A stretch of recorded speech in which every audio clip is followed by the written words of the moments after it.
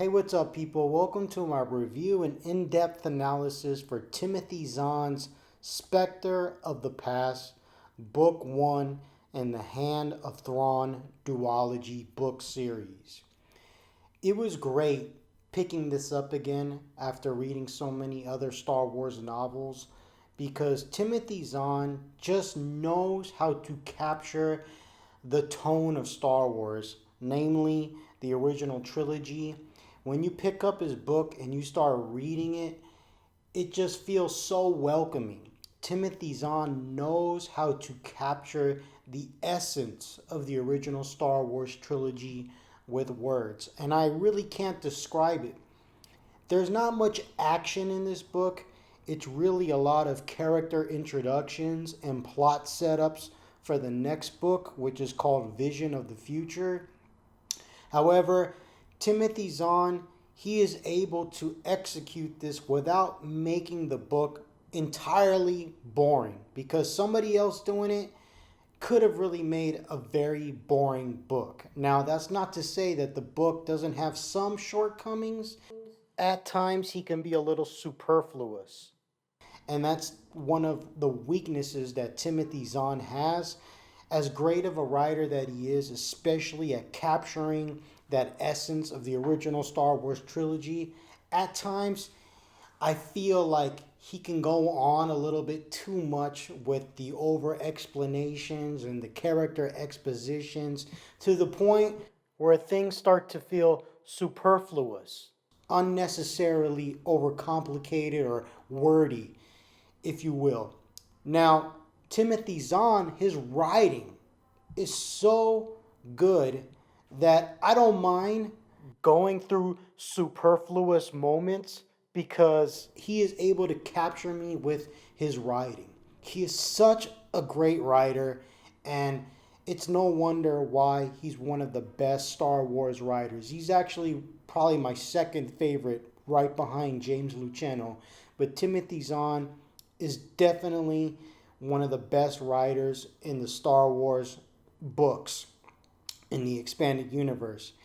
And yes, this book is a lot of plot setups, it's a lot of character introductions, and if you come to this book and you feel like it's going to be an awesome standalone book, you may be a little disappointed because it really does end on a cliffhanger that feels like the main meat of the story has yet to be executed. And that is exactly what it is, because all the major events take place in the next book. So the next book has all the action, all the adventure, all the excitement, all the character resolutions that were set up in this book. So you may be disappointed if you think that you're going to pick up a book and it's going to be an exciting read, like, say, Here to the Empire. Even though Here to the Empire was book 1 in a trilogy, it really felt complete, even though it was just the first book. This one, Specter of the Past, doesn't feel like that. It really does rely on the resolutions and conclusion that is going to go down in the next book. So that's one of the shortcomings of this book, but nevertheless, I highly recommend this book. Timothy Zahn is one of the best Star Wars writers. He really captures that spirit and essence from the original Star Wars trilogy with his writing. And one of the things that I love about Timothy Zahn is how he approaches military and strategy as far as the space battles go. You really feel like something serious is going down, like a serious battle is going down. And you really feel like Timothy Zahn took the time to think all this through, all the maneuvers, all the strategies, the way all the admirals, captains, lieutenants, whatever, the way they think, the way they respond.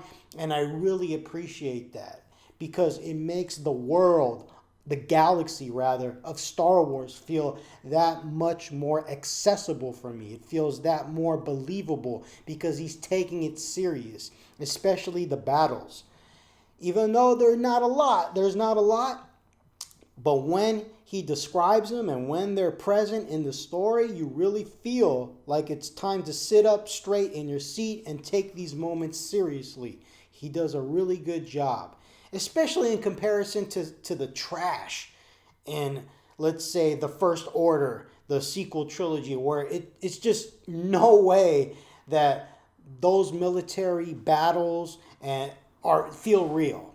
It feels totally formulated by some Hollywood writer that has no idea how space battles or battles in general, just Navy battles in general, how they're operated. They have no idea how military personnel conduct themselves. I mean, and that's why, in my opinion, the First Order are a joke. Or I should say the writers of those movies are a joke. And I'm not trying to flog a dead horse, but I'm just comparing. If you were disappointed with the way the military was depicted with the First Order in the Disney trilogy, well then here you're going to be satisfied because this is executed impeccably. I truly believe when I read this novel that the Empire is a threat, even though their days are numbered, or so they believe. So, our story begins basically 10 years after the events of the Thrawn trilogy. And Admiral Pellaeon, who was basically Admiral Thrawn's right-hand man, he's been trying to keep the Empire from dissolving, from basically just falling apart. But he feels that ever since Thrawn passed away, that they cannot be a truly unified front. He feels that the Empire they need someone like Thrawn. They need somebody like Palpatine, someone like Vader. Basically somebody to rally all the troops together to unify the Empire so that they continue their fight against the Republic. However, Pellaeon decides that continuing to fight with the New Republic is only going to make things worse for the Empire. He feels like there's no future for the Empire as long as we keep fighting against the New Republic, because the New Republic has all the resources. The Empire is losing planets at a rapid rate. So he feels that it's best to hold on with what we have. Basically hold on to the systems, the planets that want to be with us. Because if we continue to fight the New Republic, we're only going to lose more systems to them. And then ultimately what's going to happen is the Empire is going to dissolve into nothing. So he decides that the best course to take is to propose a surrender. Just as long as the Empire is able to retain the systems that they have. So in other words, he wants the Empire to surrender, but be allowed to exist in their little corner of the Star Wars galaxy. And basically, the New Republic can go ahead and be the New Republic, and they can govern the systems that they have, and we'll be chilling over here, and we'll rule the systems that want to stay with the Empire. Because you have to remember, the novelizations, or not the novelizations rather, but the novels in the expanded universe, they do a good job at depicting this reality.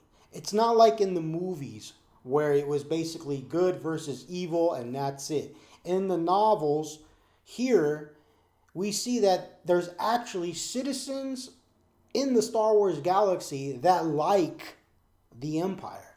They feel that the Empire treated them well, so there's the reality that some systems, some planets, want to stay with the Empire. Now, this causes controversy. Admiral Pellaeon's proposal to surrender to the New Republic. It causes controversy, especially among one of the Moffs named Disra, who thinks that surrender is just not an option. He refuses to surrender. And basically, what we have here is Admiral Pellaeon versus Moff Disra. And Moff Disra is going to be formulating his own conspiracy behind Pellaeon's back. And basically, Disra, he comes up with this idea of revitalizing the Empire while simultaneously causing the New Republic to fall into disarray by fighting amongst themselves. And the way that he does this, the way that he is able to basically sabotage Admiral Palion's efforts for peace with the New Republic, is by capturing Admiral Palion's representative to the New Republic. So he captures him before he's actually able to reach the New Republic in order to propose the surrender or peace proposal. So he also uses an actor, or I guess you want to say he's like a con man. He's like an expert con man. And he uses this guy whose name is Flim in order to impersonate Grand Admiral Thrawn. And this Flim character has Thrawn's mannerisms and all the minute details associated with the character down to a T. It is so hard to distinguish between the real Grand Admiral Thrawn and this impersonator. So the whole point of this Flim character impersonating Grand Admiral Thrawn is to begin rallying the military and all the systems that empathize with the Empire around Disra's cause.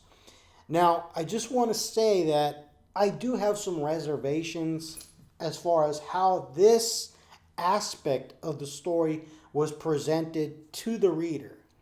And I just can't understand why Timothy Zahn, from the very beginning that this book starts, why he didn't keep this Thrawn impersonator thing a mystery. So in other words, I feel like the story would have worked better if just for a little bit, maybe like half of the book or 3/4 of the book, we didn't really know that this Grand Admiral Thrawn person was actually fake. So imagine if the book was written and it was just like Grand Admiral Thrawn is back. And all our characters, all our protagonists didn't know whether it was true or not.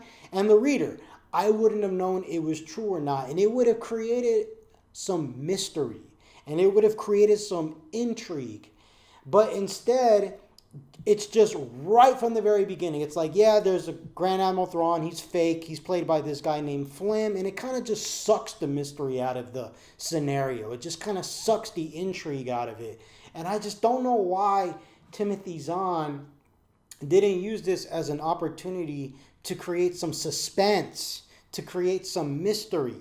Because I really feel like that would have been a great opportunity. I mean, can you imagine Grand Admiral Thrawn just comes out of nowhere and just starts dictating things, and all the characters, protagonists and antagonists, start just reacting with this surprise because they thought he was dead, and they're like, what, Grand Admiral Thrawn's back? And everybody's talking about him. And then, like, let's just say somewhere near the end of the novel, then it's revealed by Disra, this is not the real Grand Admiral Thrawn. This is just an impersonator. I feel like it would have made the book more interesting. I guess that's exactly what I'm saying. It would have just made the book more interesting and more suspenseful. But by introducing this character as a fake Grand Admiral Thrawn from the very beginning, I just feel like it was just a wasted opportunity to create some suspense, because one of the shortcomings of this book is that there is no suspense. I mean, maybe there's one little scenario in there, here and there, but just ultimately there is no suspense in this book practically. It's just all character introductions. It's just introducing the conflicts, character expositions. The only thing that really saves it from being an outright bore is just Timothy Zahn's writing. Again, he knows how to put the reader into the Star Wars galaxy. You are there, and that's what saves this book from being a complete and utter bore. So, since the delegation that was representing Palion is intercepted by that group of rogue Imperials that was sent by Disra, the New Republic feels that since there was no delegation received by them, since they didn't come, they take this as a sign, they interpret this as a sign that the Imperials don't want to talk, they have no proposal for peace. However, they do get a fragmented message from the captured delegation, and they put the slicer Gent on decoding it. So he's going to work on decoding the message. Now, Moff Disra, again, to reiterate, he doesn't want peace with the New Republic, and he's using the con man that's basically pretending to be Thrawn in order to fool Pelion. Now, there's also another character, another Imperial named Captain Dorja, who is basically kind of competing with this Disra character, and they kind of go back and forth, but in short, they're collaborating together to fool Pelion. Now, another character, Major Gordon Tierce, who also served with Thrawn, joins the other two in this maneuver to subvert Pelion, or to fool Pelion. Now, another extremely important detail of this story involves something called the Kamasi document, which was discovered in the Emperor's cloning facility on Mount Tantus, which was a very important place in the Thrawn trilogy. Now, another thing is discovered with this document, which was called the Hand of Thrawn. Now, the Kamasi document basically indicates that a small group of Bothans were responsible for a tragic event which led to the destruction of the planet Kamasi. And as a result of this, the New Republic starts to fight amongst themselves, and all these systems want to hold the Bothans accountable because this was kept secret by them. For many, many, many years, the Bothans were well aware of a small group within themselves and how this small group was responsible for this planet's destruction. And they hid it. And as a result of hiding this, many planets, many systems in the Star Wars galaxy, in the New Republic, want to hold them accountable. They want reparations. And basically the New Republic starts fighting amongst themselves. And the Empire, they're just watching from afar. And they like this because they see that the New Republic is divided. And now they can conquer. Because a house divided is weak. And they know this. And later, as a result of this drama that was created by basically discovering the Kamasi document, more than 100 alien warships gather in orbit over the Bothan's homeworld, which the Empire wants to use to its benefits. So they basically want to use this situation to their benefit. Now, these two things, the Kamasi document and the Hand of Thrawn, basically this is what the novel is going to center around. This is basically the catalyst for all the drama that is going to be in this book and in the next one, Vision of the Future. Now, Kamasi, just to reiterate, it was a peaceful world that was destroyed by Emperor Palpatine with a small group of Bothan agents. Now, the discovery of this document, it just brings this heated debate in regards to who is responsible. Is it all of the Bothans? Is it the entire Bothan homeworld? Or is it just a small little group of Bothans? And are the Bothans going to find that small group and hold them responsible? So we just go back and forth in the Senate, politics. It's all a mess, infighting, and all that. And there's many senators that want to hold the Bothans as a race responsible for the destruction of this peaceful planet. And basically also for collaborating with Emperor Palpatine. Now, with a little investigation on Moff Disra's part, many Republic worlds start using this incident as an excuse to basically reignite old disputes and old feuds. So, as a result of this, again, we have the Republic, many Republic systems furious with the Bothans. And many worlds are ready to fight each other over this. So it looks like there may be a civil war within the New Republic nearly 10 years after it's been formulated, after it's been created, rather. Now, this is basically what Han Solo and Leia Organa Solo are going to be addressing for the duration of this book. Now, in regards to the specifics pertaining to how the Bothans aided the Imperials with the destruction of Kamasi, so basically what happened is a group of Bothans sabotaged the Kamasi planetary shields. And this allowed the planet to be destroyed by an Imperial attack. Now, it's important to note that the Kamasi document has a list of the Bothans who were responsible for this, and it's contained in the document, which the New Republic doesn't even have. So Han and Lando are tasked with finding this. So there's this is the MacGuffin for the book, finding this document. Now, it's also important to note that there's a subplot in the book that involves some of Thrawn's old clones and how these clones are working with pirates. And Luke, Mara, Lando, and Talon Card, who was a smuggler character from the Here to the Empire trilogy or the Thrawn trilogy, they work together to hunt down these clones. And it's during this hunt that they run into this alien spacecraft, and the pirate activity is also one of the contested issues involving the New Republic, politics, and government. So Luke, namely, is looking for the clones. And it's important to note that these clones are operating with pirates.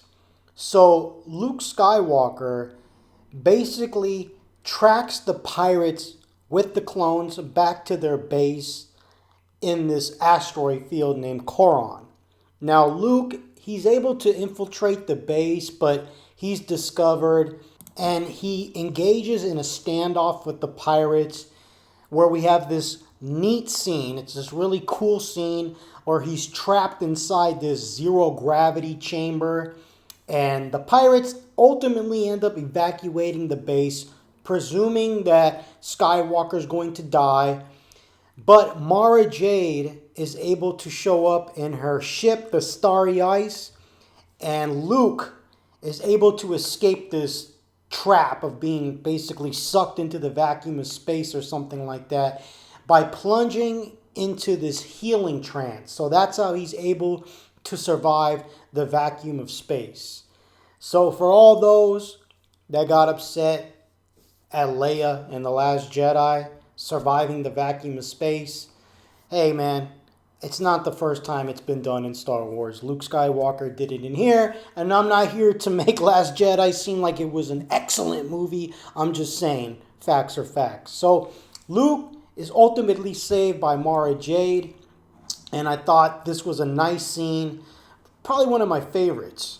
Now, in regards to these pirates and the clones that they're working with, Palion suspects that there could be high officials in the among the Imperials that are working with these pirates and their clones. So obviously Disra is involved with that, but it is not fully brought to the forefront of the story at this point. Now, in regards to these pirates, at the very beginning of the novel, they came to the discovery of the New Republic because there was an attack. So basically, this attack began when pirates sent a freighter, a Sarkon freighter, to the sun side of a planet, right? And this caused a red alert, and Han Solo was present, and he suspected that it was a diversion, and Han Solo knew to get involved. So what ultimately happened was the pirate fleet arrived on the night side of the planet and began to attack the New Republic transports that were present, and the Millennium Falcon, and Luke was also present in his X-Wing, and basically they engaged the pirates, and this is how they were able to discover that there were clones, because Luke could sense the clones. He could sense that. And that's how the knowledge that these pirates with these clones were causing all this trouble in the New Republic. And this took place basically at the very beginning of the novel. And later on, he teams up with Mara Jade because Mara goes missing. So in her effort to basically find out what's going on, something happens to her. And she basically just disappears on this planet. And she gets like knocked out, and Card is worried about her. So Luke takes it upon himself to go look for Mara Jade. And this is one aspect of the book that it was a little bit frustrating. And basically what I'm talking about is you have a lot of characters in this book. And that was one thing that was just kind of just difficult for me to wrap my mind around, in regards to you get emotionally invested, or you get invested, maybe not emotionally, but you get intrigued with a certain character's mission. So Luke has to go find these clones. And this character has to go do this. And this character has to go do that. And you get interested, but then I swear it felt like maybe 8-10 chapters passed. And we didn't get to Luke until maybe like 8 or 10 chapters later. And it just felt like we're introducing all these characters. I mean, there's this other character, a new character named Shada D'ukal. And she is some sort of assassin, and I'm going to talk about her shortly. But we get introduced to her. We get a whole chapter dedicated to her. We go and we talk about Han and Leia being involved in this riot. And then we talk about what Lando has to do. And then we talk about what Card has to do. And then we go and we have a whole chapter about the Imperials, Palion versus Disra. And then Disra versus the other dude. And it's just like, whoa, it's just so much that you sit there and you're reading this and you're like, whoa. Wait a minute, what happened to Luke? And then, yeah, sure, we touch base on Luke 8 chapters later, but it just felt like maybe Timothy Zahn bit off more than he could chew. Maybe it's a little bit too superfluous. Maybe there's a little bit too much detail. The story feels a little over bloated. There's an unnecessary amount of characters being introduced. As well written that it is, it's just hard to concentrate when you're being introduced to all these characters and all these plot points, and they don't come together until the next novel. And that's the greatest weakness of this book. But let's move forward with this analysis. So, how did Mara Jade get to be missing? So basically, after Mara rescued Luke from the vacuum of space when he was in his hibernation trance and escaping from the pirates, as she left the pirate base, there was this small Chiss ship that flew by. And the Chiss are basically the same alien species as Admiral Thrawn. So her and Card see this ship, and they are able to identify that the ship is basically spying on them. It's basically investigating them, and they find this mysterious. So as a result of this, they decide to plot the destination of that ship, because they're able to basically consider all the possible vectors and all the possible destinations where this ship could go to. And basically Mara Jade takes it upon herself to investigate the world, the destination that this Chiss ship went to, and that's a planet called Narayan or Nuruyan. I'm awful with pronouncing these Star Wars names, so bear with me. I think the name of the planet is Nuruyan. So whatever. She decides to hop into her ship, the Starry Ice, and go to this world and investigate why this Chiss ship is basically spying on them and why is it being so mysterious. What does it have to do with the events that are going on in the galaxy? Why is it involved? Very mysterious. And it's important to note, again, the Chiss, that's the same species as Admiral Thrawn. So when Jade arrives on that planet, Nuruyan, she ultimately gets knocked out. It's not described why that happens in this book. That's going to be explained in the next book, Vision of the Future. So basically, it's a big mystery as to what happened to Mara Jade, and Luke decides to go look after her. So that's what happened to Mara Jade.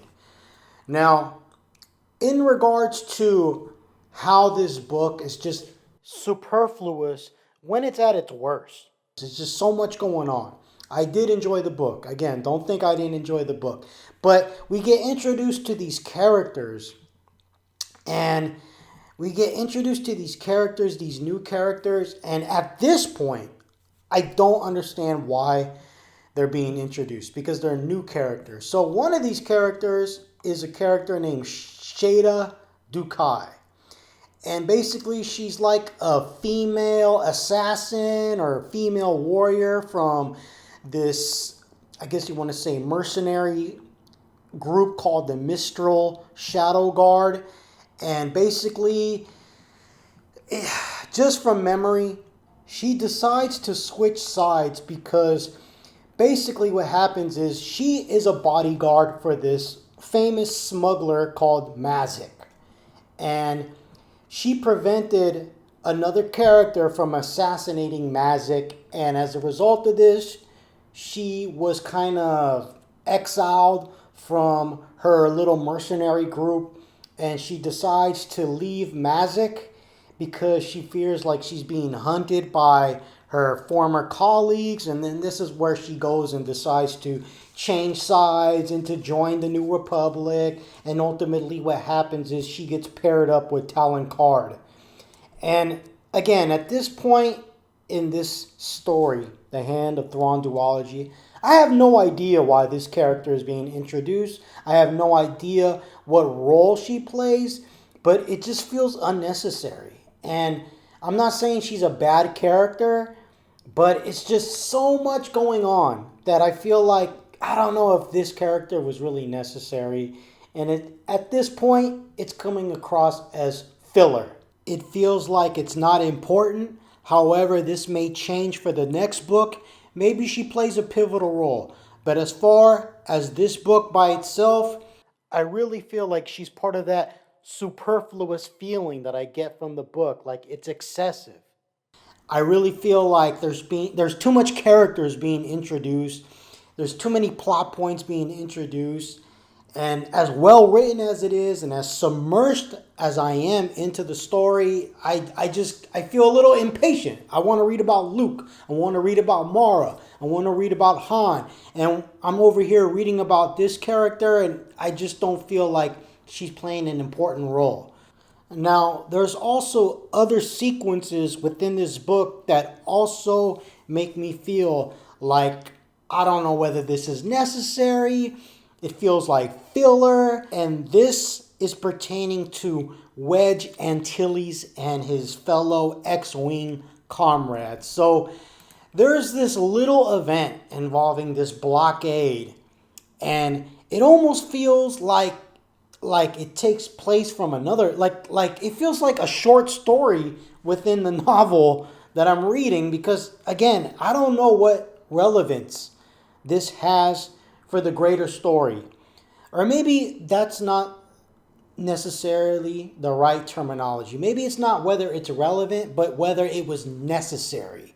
Because I know that this conflict involving Wedge Antilles and the X-Wing pilots and stuff, I know that it's implicating the big conflict that's going on in the New Republic involving the Kamasi document. So basically, there's this conflict where the X-Wing pilots intervene involving this blockade that pertains to this conflict between these two alien species known as the Freslicks and the Sifskrees. I don't know. I'm awful with these Star Wars pronunciations. But anyway, so you got these two alien species and they're on opposite sides of the conflict.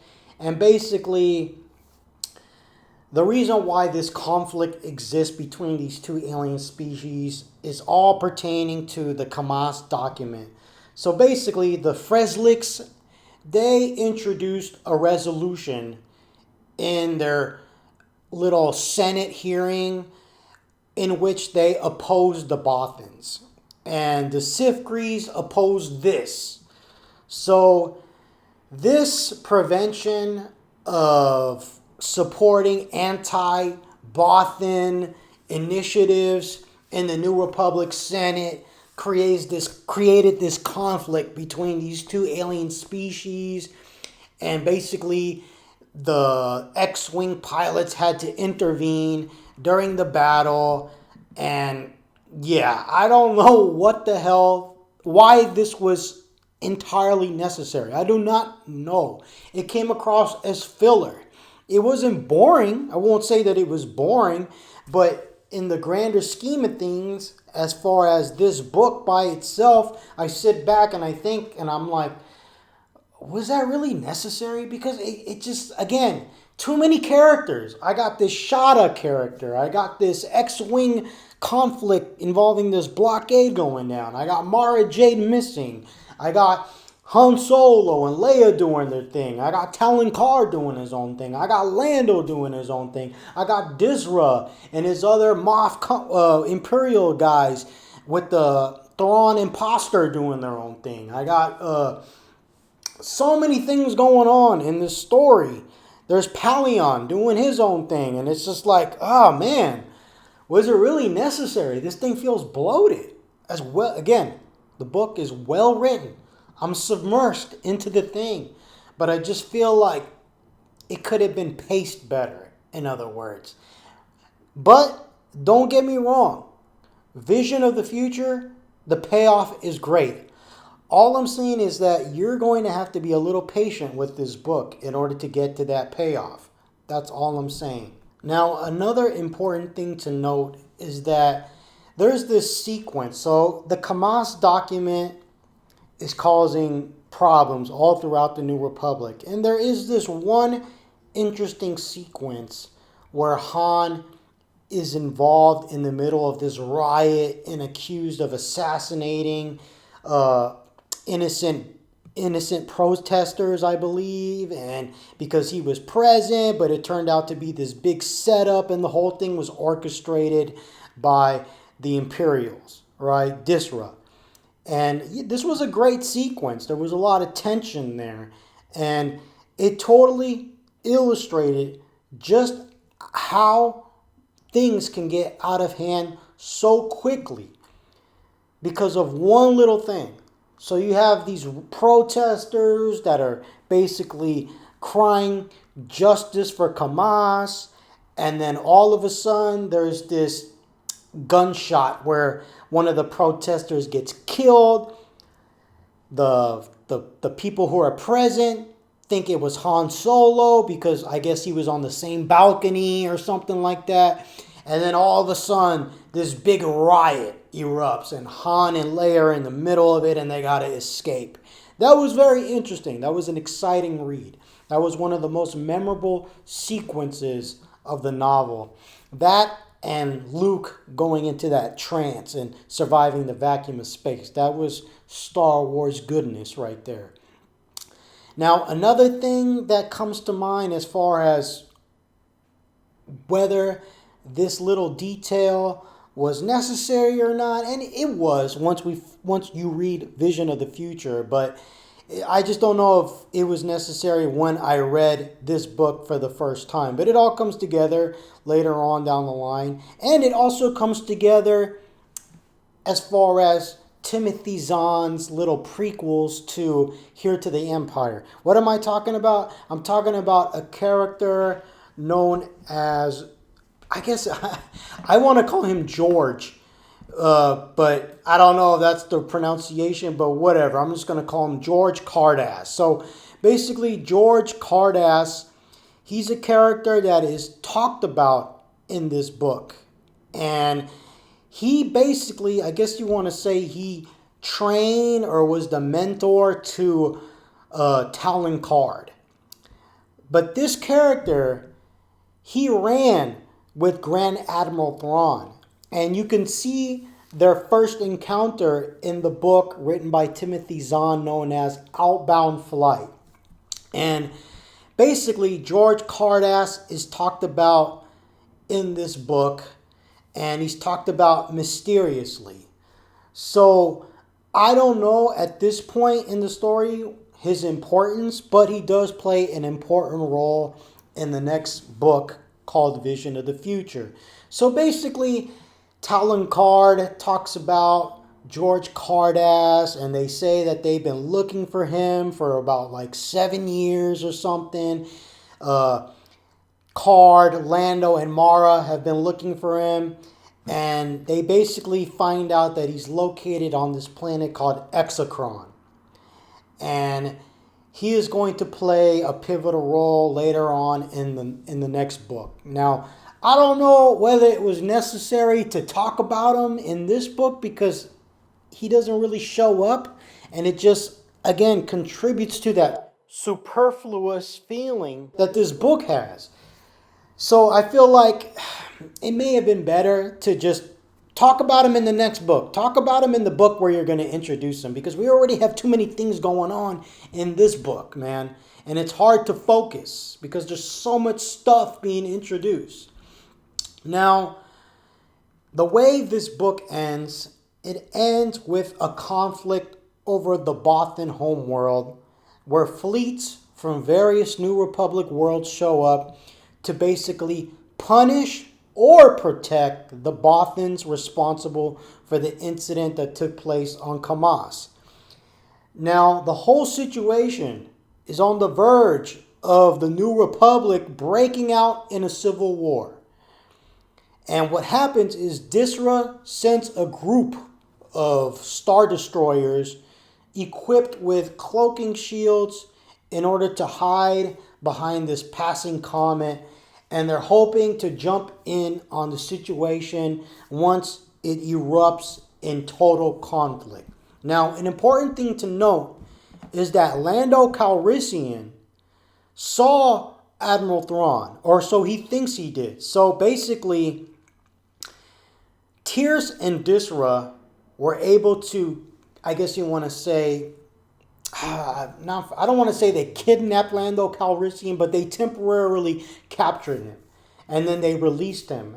And they did that so that he could be a witness to Thrawn's return. Now, again, the reader knows it's an imposter. And I think that Zahn should have kept the reveal, just to make things more interesting. But whatever.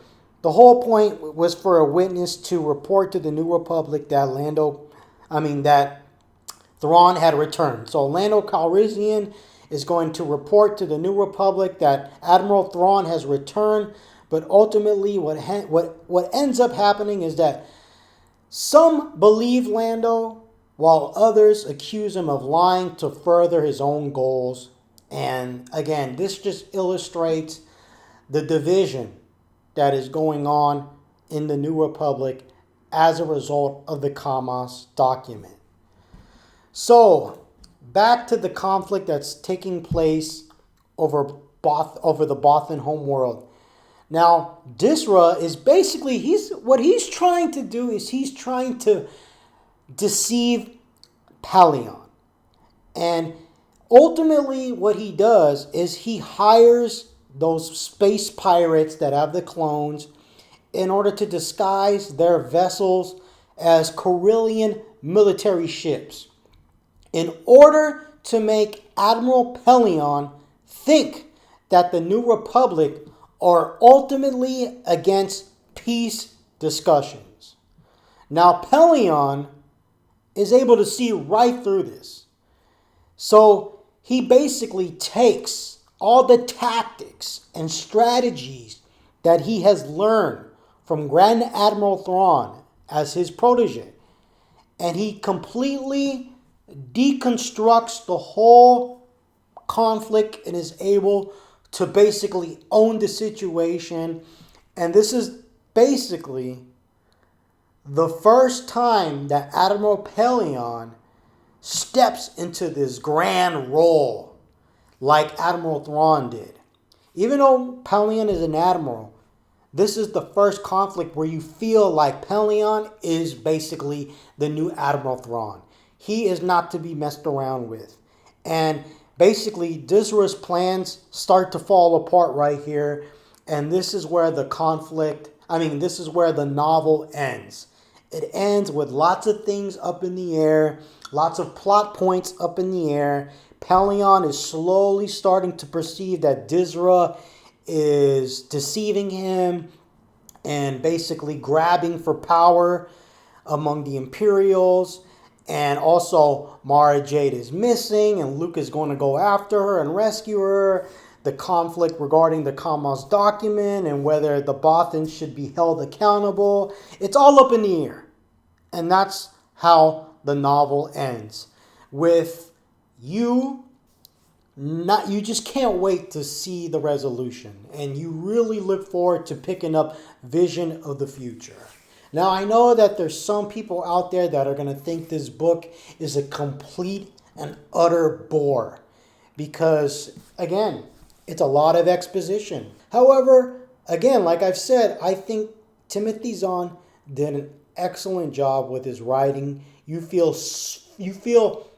fully submersed in the Star Wars galaxy with his writing. He gets it. He knows how to write the military. He knows how to write the strategy for these battles. When the characters talk, it feels real. It feels like it really is taking place within the Star Wars galaxy. He's great at writing military officers. He's great at writing those discussions in the New Republic Senate. He's great with all the writing. It's just, I feel like there's a little bit too much exposition and the story feels bloated.